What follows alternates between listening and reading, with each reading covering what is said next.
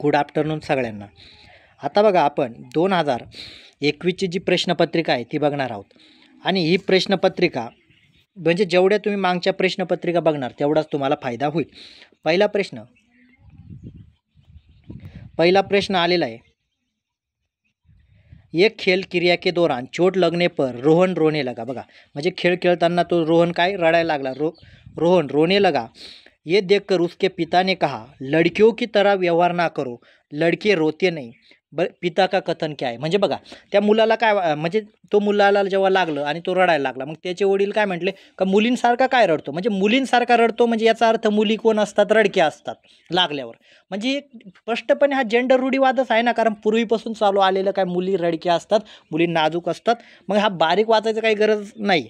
बघा पहिलंच ऑप्शन काय, लैंगिक रूढीवाद को दर्शात आहे, कारण त्या वडिलांना काय पूर्वीपासून जसं चालू आलं का मुली रडतातच बा काही लागल्यावर, पहिलं ऑप्शन आहे. दुसरं काय म्हणतं, लैंगिक रूढीवाद को चुनौती कसं काय देत आहे, जेव्हा ते म्हटले असते का मुली पण रडतात आणि मुली पण रडतात, याच्यामध्ये काय आहे म्हणजे ते चुनौती दे, म्हणजे काय दुसरं ऑप्शन पण नाही.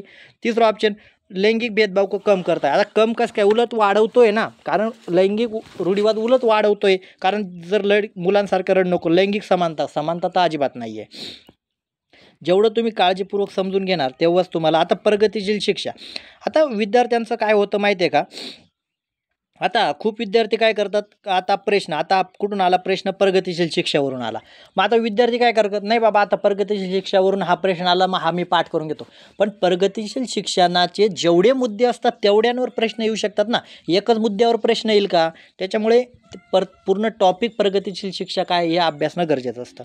प्रगतिशील कक्षा में, आता प्रगतिशील कक्षामध्ये काय करावं लागेल, एक अध्यापक को अटल पाठ्यक्रम का पालन करना चाहिए. अटल पाठ्यक्रम म्हणजे काय, तुम्ही जसा पाठ्यक्रम लावून दिलेला आहे, 5वीचा आहे ना, पाचवीचं एक गणिताचं पुस्तक घे, मराठीचं, हे शिकव. पण मुलांना वाचता येत नसेल तर तुम्हाला 5वीचं शिकून चालणार आहे का, मग तुम्हाला मागे तर यावंच लागेल ना थोडंफार. म्हणजे अटल पाठ्यक्रम पालन करणारा अध्यापक नाही पाहिजे, गरजेनुसार बदलणारा पण पाहिजे. म्हणजे पहिलं ऑप्शन कट झालं. विद्यार्थियों में स्पर्धा पर बल देना चाहिए, म्हणजे विद्यार्थ्यांमध्ये काय स्पर्धा लावायच्या म्हणजे जो एक नंबर येईल ना त्याला बक्षीस, आणि शेवटून येईल त्याला काय करायचं, त्याला काय देणार तुम्ही. म्हणजे अशा स्पर्धा लावायच्या नाही. याच्यामध्ये काय होतं, विद्यार्थ्यांमध्ये न्यूनगंड निर्माण होतो आणि विद्यार्थ्यांना शेवट येणाऱ्या विद्यार्थ्याला 1 ते 5 मध्ये येणाऱ्या विद्यार्थ्यांना आनंद होतो, नाही बाबा आम्ही हुशार आहे. पण 40वा विद्यार्थी 35वा विद्यार्थी त्या बिचाराला काय वाटत असेल. म्हणजे अशी स्पर्धा लावायची नाही. कोण म्हणतं, प्रगतिशील शिक्षा. तिसरा ऑप्शन काय म्हणतंय, ज्ञान की संरचना के लिए मौके प्रदान करना चाहिए. ज्ञान की संरचना म्हणजे ज्ञान मिळवण्यासाठी त्यांना मौके प्रदान करणं, संधी उपलब्ध करून देणं, म्हणजे हे प्रगतिशील शिक्षणाचं उदाहरण आहे.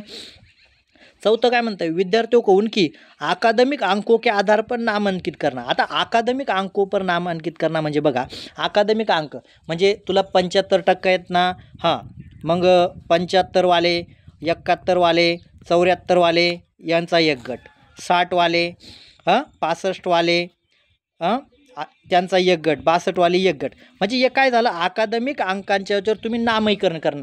आणि जर नामांकन करणं म्हणजे हा गट काय समजेल, स्वतःला हुशार समजेल, आमच्याकडे सगळे हुशार आहेत, आमच्याकडे असे आहेत, आणि ज्या गटामध्ये 35-40 वाले असतील ते सगळ्यात मोठं गट ठरेल.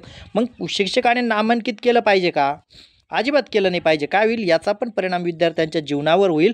आणि विद्यार्थ्यांना वाटेल का नाही बाबा, मग एक गट आहे स्वतःला हुशार समजेल, एक गट असेल तो का म्हणेल नाही बाबा आपल्याला काही येत नाही म्हणून आपण या गटात आहे. असं नाही करायचं. तर विद्यार्थ्यांना प्रगतिशील शिक्षा काय म्हणते, त्यांना ज्ञान की संरचना केले मौके प्रदान करण्याचे आहे, त्यांना अवसर द्या, संधी द्या, त्यांना अभिव्यक्त करा. आता विद्यार्थ्यांना बोलकं करायचं आहे तर त्यांच्या घराबद्दल माहिती सांगायला लावा. सांग तुझ्या घराबद्दल, त्याला विचारू नका भारताचा पंतप्रधानाबद्दल माहिती नका विचारू, त्याच्या घराबद्दल सांग, तुझ्या आईला काय आवडतं दे माहिती. म्हणजे काय होईल, तो अभिव्यक्त व्हायला लागेल. आणि त्याला जर विचारलं सचिन तेंडुलकरला काय आवडतं, याच्याशी काही घेणं आहे का, तो मुलगा लहान आहे ना. याच प्रकारे मौके तुम्हाला द्यावे लागतील. प्रश्न तिसरा बघा, प्रश्न तिसरा काय म्हणतोय, म्हणजे समजून घेण्यावरच भर द्यावा लागेल. एक गतिविधि के दौरान छात्रों को संघर्ष करते देख एक अध्यापक बच्चों को संकेत और इशारे जैसे क्या, क्यों, कैसे प्रदान करने का फैसला लेती है ले वाइगोस्की के सिद्धांत के अनुसार क्या कर रहे. आता बघा, तुम्हाला ले वाइगोस्की सिद्धांत वाचला असेल त्यांना कळालं असेल, ज्यावेळेला संकेत आणि इशारे दिले जातात, पाठ दिलं जातं, मार्गदर्शन केलं जातं, याला काय म्हणतात, आलंबन पाठ असं म्हटलं जातं. पहिलं ऑप्शन काय म्हटलंय, बच्चों को अधिगम केले अनुप्रेरित. अनुप्रेरित कसं काय करते, ती प्रेरित करते ना, पाठ देते ना, म्हणजे काय झालं, पहिलं ऑप्शन तर बाहेर झालं. अधिगम केले पाठ आधारभूत संरचना का काम करेगी, म्हणजे ती शिक्षिका काय करेल, पहाड याचा उपयोग करेल. कशाचा उपयोग करेल, पहाड देण्याचा उपयोग करेल. पहाड म्हणजे सीडी, त्याला मराठीमध्ये परातीकरण पण म्हणतात. आलंबन स्कॅफोल्डिंग म्हणजे विद्यार्थी जेव्हा अडखळत असेल त्याला मदत करणे. तिसरा ऑप्शन आणि चौथा ऑप्शन बघूया. तिसरा ऑप्शन काय म्हणतंय, छात्रों को प्रत्याहार निकास प्रवृत्ती पैदा करणं. असं तर ले वाइगोस्कीने म्हटलेलंच नाही, म्हणजे हे पण कट झालं. अधिगम की प्रक्रिया अर्थहीन. आता अर्थहीन जर अधिगमची प्रक्रिया राहील तर हे चालेल का, अजिबात नाही. म्हणून ऑप्शन 2 काय याचं उत्तर आहे का, शिक्षक ज्या वेळा मार्गदर्शन करतो, पाठ देतो, संकेत देतो, याला पाठ असं म्हटलं जातं. आता सामाजिकरण. आता सामाजिकरण ज्यांनी वाचलं असेल त्याला माहीत असेल, सामाजिकरणाचे 2 प्रकार पडतात. प्राथमिक सामाजिकरण आणि दुय्यम सामाजिकरण हे सामाजिकरणाचे 2 प्रकार पडतात. आता ज्यांनी वाचलं असेल त्यांना टेन्शन नाही, पण ज्यांनी माहीतच नाही तर मग त्यांचं भाग्य त्यांच्या हातात असतं, कारण टॉपिक बॅच लावली त्या विद्यार्थ्यांना फायदाच होतो. बच्चों के सामाजिकरण के संदर्भ में निम्न में से कौन सा कथन सही है. आता ज्याला सामाजिकरण माहीत असेल तोच याचं उत्तर देऊ शकतो. पहिलं काय म्हटलंय, विद्यालय सामाजिकरण का द्वितीय कारक है और परिवार सामाजिकरण का प्राथमिक कारक है. हे ऑप्शन बरोबर आहे. का बरोबर आहे, मी वाचलेले म्हणून बरोबर वाटतंय. आता निगेटिव्ह काय, विद्यालय सामाजिकरण का प्राथमिक कारक आहे. आता विद्यालय प्राथमिक कारक नसतो तर विद्यालय द्वितीय कारक, म्हणजे हे बाहेर झालं. तिसरं काय म्हटलंय, समकक्षी सामाजिकरण के प्राथमिक कारक आहे, म्हणजे जे आपल्या जवळचे असतात ते प्राथमिक कारक नाही. और परिवार सामाजिकरण का एक द्वितीय, परिवार काय आहे, प्राथमिक, म्हणजे तिसरं ऑप्शन पण काय झालं, बाहेर झालं. आणि चौथं काय म्हणतंय, परिवार एवं जनसंचार दोनों सामाजिकरण के द्वितीय कारक आहे. आता परिवार प्राथमिक मी तुम्हाला सांगितलंच होतं, पण परिवार हे पण येणार नाही. म्हणून ऑप्शन 1 काय म्हणतंय,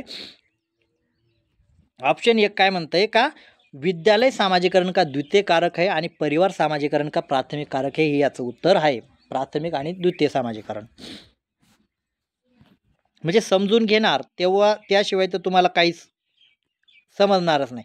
आणि जर तुम्हाला वाटत असेल नाही बाबा नाही समजून घेतलं तर काय फरक पडेल, आपण बघून घेऊ काय करायचं, मग तुमचं बघा तुम्हीच काय करायचं. बहुबुद्धी का सिद्धांत. आता बहुबुद्धी का सिद्धांत कोणी दिलेला होता, हावर्ड गार्डनर. बहुबुद्धी अनेक बुद्धींचे सिद्धांत. आता काय म्हणतोय, बुद्धी केवळ वस्तुनिष्ठ प्रश्नोपर द्वारा मापी, म्हणजे आता मी हुशार आहे तर मला वस्तुनिष्ठच प्रश्न विचारा तेव्हा मी हुशार आहे असं समजलं जाईल का, अजिबात नाही. कारण माझ्याकडे काही कौशल्य पण असू शकतं ना, फक्त वस्तुनिष्ठच प्रश्न विचारून मी हुशार आहे ठरवता येईल का, अजिबात नाही. एक आयाम में बुद्धिमत्ता अन्य सभी आयामों में बुद्धिमत्ता निर्धारित करते. म्हणजे एक आयामामध्ये बुद्धिमत्ता, आता एखादा गणितात हुशार असेल असं नाही तो संगीतामध्ये पण हुशार असेल असं आहे का, मग इथे तेच म्हटलं, एक आयाम में बुद्धिमत्ता अन्य सभी आयामों में बुद्धिमत्ता निर्धारित करते. एखाद्याला गणितामध्ये आवड आहे म्हणजे तो सगळ्याच बुद्धीमध्ये आवड आहे असं नाही ना, हे पण चुकीचं आहे.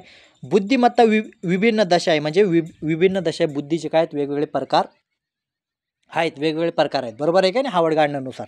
आणि चौथं काय म्हणतंय, बुद्धिमत्ता में कोई व्यक्तिगत विभिन्नता नाही होती. आता व्यक्तिगत भिन्नता होतीच आहे ना, कारण मला गणित आवडतं, समोरच्याला मराठी आवडेल, त्याला संगीत आवडेल, बरोबर आहे का नाही. सगळ्यांकडे भिन्नता जर नाही राहिली, सगळे सारखेत का, अजिबात नाही, म्हणजे भिन्नता होती. ऑप्शन 3 हे याचं उत्तर आहे. आता लॉरेन्स कोलबर्ग हा शास्त्रज्ञ होतात. हा लॉरेन्स कोलबर्गने नैतिक विकासाचा सिद्धांत दिलेला होता. नैतिक विकासाचा सिद्धांत म्हणजे मनुष्याच्या वागणुकी कशा चेंज होतात वयानुसार.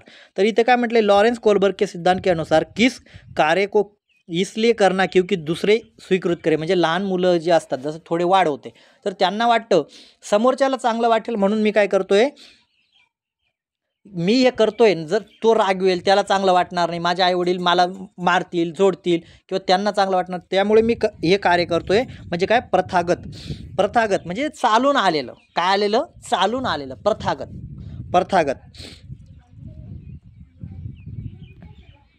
प्रश्न 7 बघा, प्रश्न 7 कशावर आला, ले वाइगोस्की. आता ले वाइगोस्की मी तुम्हाला सांगितलं होतं, हा ले वाइगोस्की कधीच तुम्हाला सोडू शकत नाही, प्रत्येक वेळा विचारला जातो.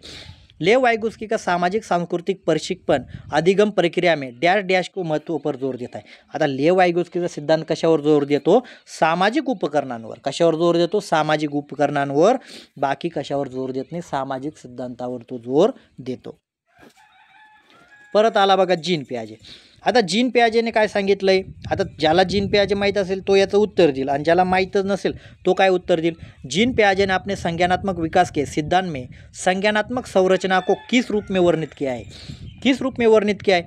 आता मनोवैज्ञानिक उपकरण असा कधी शब्द वापरला आहे का? उद्दीपन अनुक्रिया कधी शब्द वापरले काय? विकास समीपत विकास कशा तर कोणी वापरला आहे? लेव वाइगोत्स्कीने. हे पण बाहेर झालं. स्कीमा आणि मनोबंध हा शब्द वापरला आहे. स्कीमा म्हणजे कोण? जीन पियाजेनुसार. म्हणजे ज्या शास्त्रज्ञाने कोणता शब्द वापरला असेल हे जरी तुमचं लक्षात राहिलं तरी उत्तर काढू शकतात. आता प्रश्न 9. आता पूर्वी 2021च्या जे प्रश्नपत्रिका होता ना त्या ब्रॉड नव्हत्या. म्हणजे काय होतं? उत्तरं छोटी राहायची. आता काय केलं जातं? प्रश्न पण मोठा आणि उत्तरं पण मोठे, त्याच्यामुळे समजायला वेळ लागतो. जीन पियाजे के संज्ञानात्मक विकास के सिद्धांत में पूर्व संक्रियात्मक अवस्था में विकास का मुख्य गुण क्या है?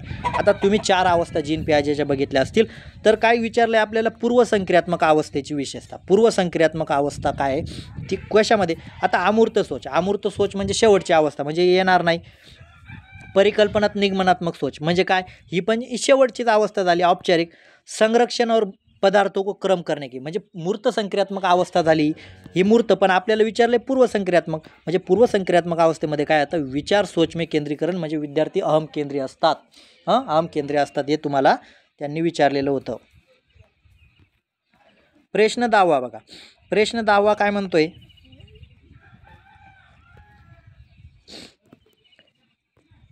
प्रश्न 10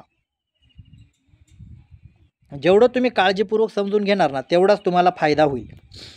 विकास के संदर्भ में निम्नलिखित में कौन सा कथन सही? विकास के संदर्भ में. आता विकासाच्या संदर्भात कोणतं कथन योग्य आहे? आता कोणतं कथन योग्य आहे? विकास के दर सभी संस्कृती में सभी के लिए समान होते. आता तुम्ही काहींना काय वाटेल हे बरोबर आहे. आता विकासाचा जो दर असतो सगळ्या संस्कृतीमध्ये समान थोडी असतो. आता भाषा विकास असेल, सगळे दोन भाऊ जरी राहिले आपण काय आणतो? ते छोटं कणी जास्त बोलतं, मोठं बोलत नाही. एखाद्या 2 सगळ्या बहिणी असतात त्या काय म्हणतात? नाही रे ती मोठी खूप बोलते पण हिला काय बोलता येत नाही काय? म्हणजे भाषा विकास काय असतो? भिन्नता असते ना. आणि इथे तर संस्कृती म्हणतोय. सगळ्या संस्कृतीमध्ये समान राहील का? भेद तर असतीलच ना. म्हणजे पहिलं ऑप्शन कट झालं. विकास केवळ विद्यालय में होने वाला अधिगम से होता है. आता मानवाचा जर विकास आहे फक्त विद्यालय म्हणजे शाळेत जाऊनच विकास होतो का? तर असं अजिबात नाही. आता जे विद्यार्थी शाळेतच गेले नाही, म्हणजे पूर्वीचे लोक शाळेतच गेले नाही म्हणजे त्यांचा विकास झाला नाही का? त्यांनी काही केलंच नाही का? का शाळेत शिकला तरच माणूस पैसा कमवू शकतो असं तर नाही. म्हणजे अधिगम म्हणजे शिक्षण फक्त शाळेतूनच मिळत नाही तर आपण समाजातून शिक्षण मिळू शकतं, अनुकरणातून शिक्षण मिळू शकतो चॉम्स्कीनुसार. हे आपल्याला कळालं असेल. विकास केवळ बाल्यावस्था के दौरान ही होत आहे. आता विकास फक्त बाल्यावस्थेमध्ये होतो का? म्हणजे जे मूल 2 ते 7 वर्षाचं असतं त्याच्यामध्येच विकास होईल का? अजिबात नाही ना. विकास होण्यासाठी काय करावं लागेल? त्याला असंख्य निरंतर विकास होत असतो. काय होत असतो? निरंतर विकास होत असतो. फक्त बाल्यावस्थेमध्ये विकास होत नाही. विकास बहुआयामी होत आहे. हे 4थं बरोबर आहे. विकास काय असतो? बहुआयामी असतो. बहुआयामी म्हणजे काय? विकासाचे वेगवेगळे आयाम आहेत. बरोबर आहे का नाही? सामाजिक असेल, संवेगात्मक असेल, बरोबर आहे का नाही? संज्ञानात्मक असेल, शारीरिक असेल, हे विकासाचे आयाम आहेत. विकास एक आयाम आहे का? फक्त विद्यार्थ्याचा शारीरिक विकास झाला, वाढला 7 फुटाचा आहे आणि त्याला जर काही कोणाशी बोलावं समजत नाही म्हणजे सामाजिक विकास त्याला समजला नाही, तो बरोबर आहे का? अजिबात नाही. प्रश्न 11 बघा. आता प्रश्न 11 काय म्हणतोय? म्हणजे जेवढं तुम्ही समजून घेतलं ना तेवढंच तुम्हाला फायदा होतो. जन्म से किशोरावस्थक बच्चों का विकास का क्रम. आता जन्मापासून तर किशोरावस्थेपर्यंत विकासाचा क्रम कसा असतो? आता तुम्हाला जीन पियाजेचा सिद्धांत जर त्यांच्या स्टेप माहीत असतील, 4 अवस्था माहीत असेल तर उत्तर बरोबर देणार. आता तुम्हाला 4 अवस्था पहिले काय सांगितलं होतं? पहिली संवेदी अवस्था येते. कोणती येते? संवेदी गामक. दुसरी काय येते? पूर्वसंक्रियात्मक. तिसरी काय येते? मूर्त संक्रियात्मक. आणि चौथी काय येते? अमूर्त अवस्था येते. काय येते? अमूर्त अवस्था. आता हा विकासाचा क्रम आहे. 1 2 3 आणि 4 हा क्रम आहे. आता मग या क्रमानुसार काय करणार तुम्ही? आता पहिले संवेदी कुठे दिलेले आहे? याच्यामध्ये दिलेलं नाही, याच्यामध्ये दिलेलं नाही, याच्यामध्ये दिलेलं नाही. ऑप्शन 1 मध्ये संवेदी दिलेले. संवेदीनंतर काय पूर्व दिलेलं नाही, त्यांनी डायरेक्ट मूर्त दिली ना अमूर्त दिली. म्हणजे झाला ना क्रम. प्रश्न 12वा आला बघा, प्रगतिशील शिक्षा. बघा 2 मार्काला, लगेच 2 मार्काला आलेला होता. एक प्रगतिशील कक्षा में व्यक्तिगत भिन्नताओं को किस प्रकार देखा जाएगा. देखा जाना चाहिए. म्हणजे व्यक्तिगत भिन्नता असेल तर प्रगतिशील शिक्षामध्ये एक शिक्षक म्हणून कसे पाहणार तुम्ही. अधिगम की प्रक्रिया में बाधा. म्हणजे मला गणित आवडतं आणि तुम्ही मराठीचे शिक्षक आहेत, मग तुम्ही काय म्हणायचं, नाही बाबा हे करंट आहे, हे गणित आवडतं आणि हे मराठी शाळेत कशाला आला असेल, असं तुम्ही करणार का. म्हणजे बाधा टाकणार का. अजिबात नाही. दुसरं काय म्हणतंय, अध्यापक के पक्ष पर असफलता. म्हणजे अध्यापक जे शिकवतोय याच्यामुळे काय होईल, असफलता निर्माण होईल. कारण याला गणित, समजा एखाद्याला गणित आवडत नाही, मी गणितचा शिक्षक आहे, म्हणजे मग असफल होऊन जाईल बा मी स्वतः अध्यापक. हे पण बरोबर नाही. योग्यता आधारित समूह बनाने का मापदंड. म्हणजे तुम्ही योग्यतावर आधारित समूह जर बनवला, गणिताचे विद्यार्थी वेगळे, मराठीचे वेगळे, त्याच्याने पण अन्यायच होईल. मग त्या जर एकत्र राहिले तर 2 गोष्टी तो शिकेल ना गणिताच्या त्याच्याकडून, पण वेगळा केला तर तो शिकेल का. म्हणजे काय झालं, हे पण कट झालं. अध्यापन अधिगम प्रक्रिया की परियोजना के लिए महत्वपूर्ण. म्हणजे अध्यापन अधिगम प्रक्रिया में परियोजना, म्हणजे तुम्हाला योजना तयार करण्यासाठी, अध्यापन पद्धती बदलण्यासाठी महत्त्वपूर्ण आहे. कारण व्यक्तिभिन्नतेनुसार आता हा सिलेबस समजा 10 लोकांना समजा हिंदीमध्ये समजत असेल, पण 20 लोकांना मराठीमध्ये समजून सांगावं लागतं. मग हे उलट चांगलं झालं ना. आता मराठीचा वापर केल्यामुळे हे 30ही विद्यार्थी शिकू शकले, पण फक्त हिंदीचा वापर केल्यामुळे फक्त 10 विद्यार्थ्यांना ते समजणार होतं. म्हणजे व्यक्तिभिन्नतेचा असा विचार केला जावा. समावेशी कक्षा. बघा समावेशी कक्षा प्रगतिशील बघा 3रा प्रश्न आहे. म्हणजे प्रगतिशील शिक्षणाचाच हा एक भाग आहे, समावेशी कक्षा. आता समावेशी कक्षा ज्याने वाचला असेल तो उत्तर बरोबर देईल. समावेशी कक्षा में डॅश डॅश पर जोर होना चाहिए. आता कशावर जोर पाहिजे समावेशी कक्षाचा. पहिलं म्हटलंय प्रदर्शन अभिमुखी लक्ष. म्हणजे विद्यार्थ्यांना फक्त चांगले मार्क पाडायला लावायचे आणि फक्त किती मार्क शीटवर आहे प्रदर्शनमुखी नाही बनवायचं विद्यार्थ्यांना. म्हणजे पहिलं ऑप्शन कट झालं. विभेदी व समरूपी निर्देश. म्हणजे निर्देश देण्यासाठी तुम्ही फक्त समावेशी कक्षामध्ये त्यांच्यावर नियम लिहिण्यासाठी प्रत्येकासाठी वेगवेगळे नियम लावायचे, निर्देश द्यायचे, यासाठी समावेशी कक्षाचा वापर करणार का. तर अजिबात नाही. सामाजिक पहचान के आधार पर छात्रों में अलगाव करणार. म्हणजे तो त्या समाजाचा आहे ना, मग त्याला काय करा, वेगळं बसवा. तो त्या जातीतला आहे त्याला वेगळं बसवा, असं समावेशी कक्षा म्हणते का. अजिबात म्हणत नाही. 4था ऑप्शन काय म्हणताय, हर एक बच्चे के सामर्थ्य को अधिकतम करने के लिए अवसर प्रदान करणार. म्हणजे प्रत्येक मुलाला संधी द्या, तो मुलगा काय करेल, त्याच्या कौशल्यापर्यंत पोहोचेल, त्या पातळीपर्यंत पोहोचेल. हे समावेशी कक्षाचं उद्दिष्ट असतं. प्रश्न 14वा बघा.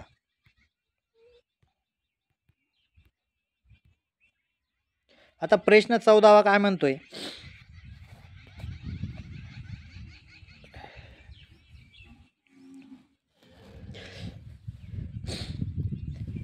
दिव्यांगजन अधिकार अधिनियम 2016 के अनुसार निम्नलिखित में से किस शब्दावली का उपयुक्त किया है. म्हणजे जे दिव्यांगत विद्यार्थी असतात तर काय कोणता शब्द, छात्र जिसे म्हणजे कोणासाठी, मंदिक छात्र, विकलांग छात्र. तर कशासाठी, छात्र जिसे शारीरिक दिव्यांगता आहे, यासाठी शारीरिक दिव्यांगता असे त्यांच्यासाठी दिव्यांग हा शब्द त्यांनी वापर केला. आता ह्या प्रश्नाचं उत्तर तुम्ही 15वा जो प्रश्न आहे याचं उत्तर तुम्ही द्या. म्हणजे काय आहे प्रश्न हा तुम्ही समजून घ्या. प्रश्न मी फक्त वाचून देतो. अधिगम कठिनाई में जुस्ते म्हणजे ज्याला कठीण वाटतंय, जुस्ते छात्रों की ज़रूरतों को संबोधित करने के लिए एक अध्यापक को क्या नहीं करना चाहिए. क्या नहीं करना चाहिए म्हणजे निगेटिव्ह विचारलेलं आहे. काय केलं नाही पाहिजे. म्हणजे एखादा विद्यार्थी अडखळत आहे, तुम्ही काय केलं पाहिजे. 3 ऑप्शन योग्य आहेत, जे चांगलं केलं पाहिजे, पण एक ऑप्शन वाईट आहे का ते करायला नाही पाहिजे. नक्कीच याचं उत्तर कमेंट बॉक्समध्ये द्या. म्हणजे तुम्हाला पण काहीतरी काम थोडंफार पाहिजे.